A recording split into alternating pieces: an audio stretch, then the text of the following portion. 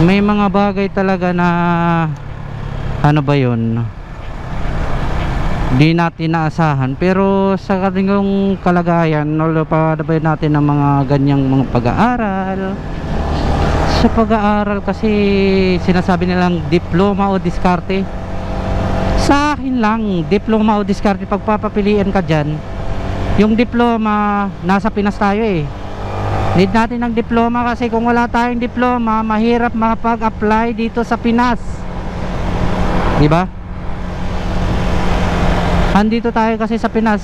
Tapos ang maganda din, sabayan natin ng diskarte, kasi ani naman natin ng diploma kung wala tayong diskarte, diba?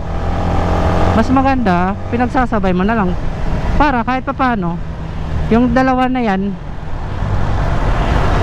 diskarte tapos diploma, tumatakbo, diba?